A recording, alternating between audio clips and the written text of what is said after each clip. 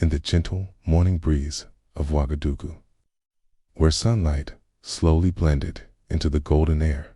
Something unusual lingered inside the presidential palace, normally echoing with security protocols and political briefings. Today, a strange silence ruled. President Ibrahim Traore stood by the window, gazing at the sky as if searching for a hidden spark of light. This wasn't an ordinary morning. His day was packed with international calls, ministerial meetings, and key defense decisions, but his heart was elsewhere. He called for his chief of staff, who hurried in with a stack of files. "Mr. President, your first meeting is in 15 minutes. Ibrahim didn't look at the papers. He said softly, "Today, we are going somewhere else." "Where to, sir?" "Yalgado Ouedraogo National Hospital." The chief of staff froze.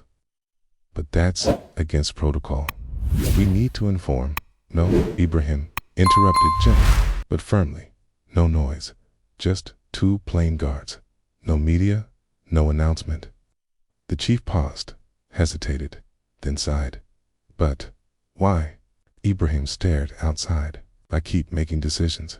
Only from behind these files will I ever truly feel my people's pain." A president must sometimes look into the eyes of his people to understand them.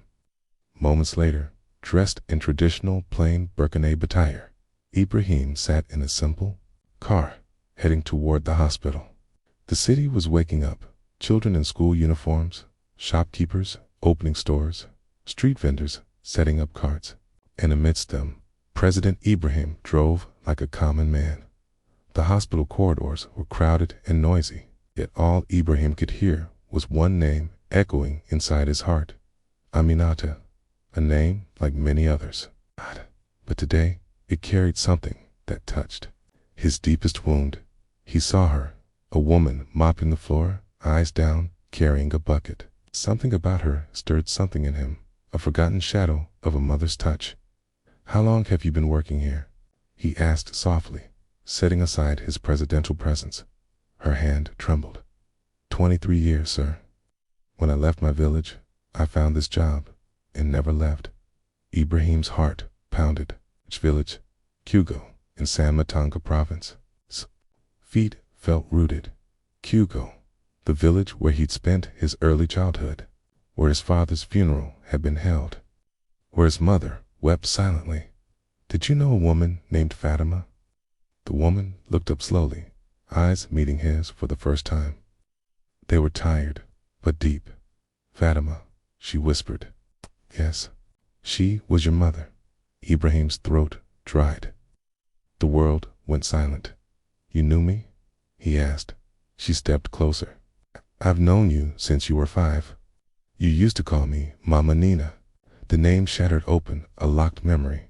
A woman bandaging his knee, telling him bedtime stories, shading him under her shawl. Everything came rushing back. "We shouldn't talk here," he said. "Where do you live?" "Tipo neighborhood. A small house. My niece lives with me. I'll come tomorrow." "Alone. No guards." Her lips trembled. You'll come to my house." "Not as a president," he replied, "but as a son, searching for his mother." The next morning, a plain car with no flags or sirens drove through Depot's narrow streets and stopped in front of a small yellow house. The president asked his guard to wait and entered alone. A young woman was washing dishes in the courtyard. "Excuse me," Ibrahim asked kindly. "May I speak to Madame Aminata?" "She's inside," the girl replied nervously. The door was slightly open. A warm voice came from within. "Come in. I knew you'd come." The room was modest and neat, with sunlight spilling in.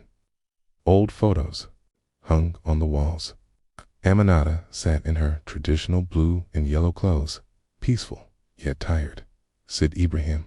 I made you tea." He sat down in silence. Time seemed to pause. "Aminata," he began, "I couldn't sleep last night. One question kept haunting me. Why didn't you ever come to find me? When I grew up, joined the army, became president. Where were you?" Aminata opened an old wooden box. Inside, a bracelet made of colorful beads and cowrie shells, something his mother had made for him to help him sleep. "This was yours," she said. "You used to count the beads before sleeping. Your mother, Fatima, had it made especially for you." He touched the bracelet as if holding his own childhood in his hands. "When your father died, you were only 5. Fatima fell very ill. I was a widowed neighbor. Before passing, she made me promise to take care of you. I raised you like my own son. You called me Mama Nina." Tears filled his eyes. "Then what happened?" "After Fatima's death, your uncle came. He said tradition demands the boy be raised by his father's family. I was just a poor woman. They took you and forbade me from contacting you." Ibrahim's voice broke. "And you stayed silent. Your favorite dish on your birthday every year, chicken and rice. I prayed for you when you joined the army. You became president. I wept and thanked God, but I never came. I didn't think a cleaner could ever be welcomed as a president's mother." He held her hands. "You're not a cleaner. You are the light that was lit in my darkest hour." She smiled, but the smile carried the weight of years.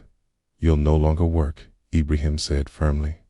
"I'll give you the honor you were always denied." She gasped. "Son, I've never asked for anything. You coming here is enough."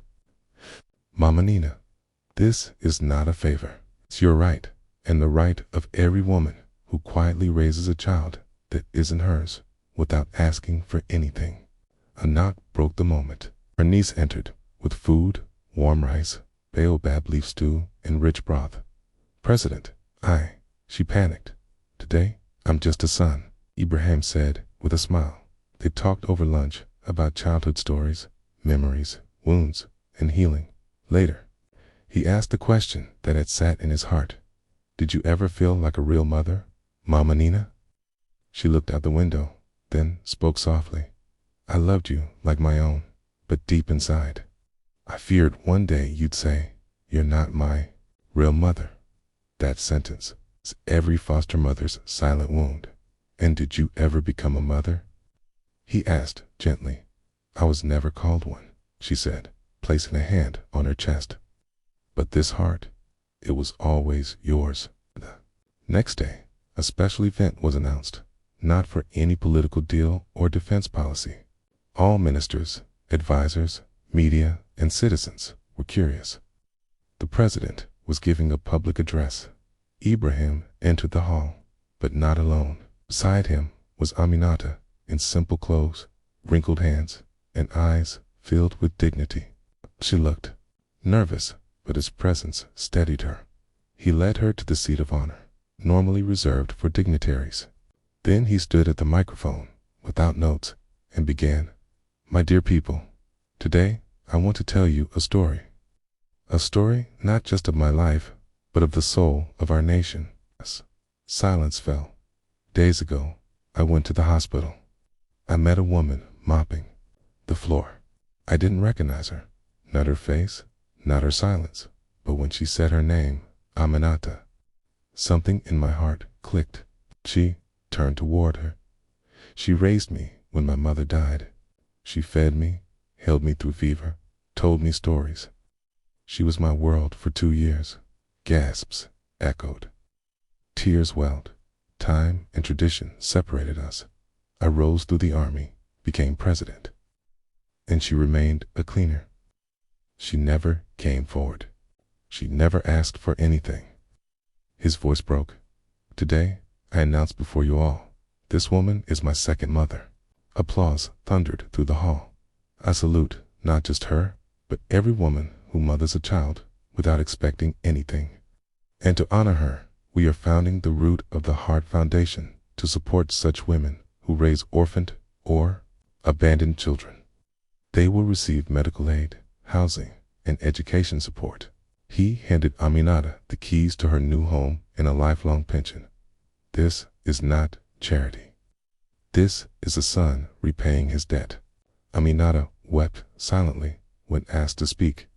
She trembled before the mic.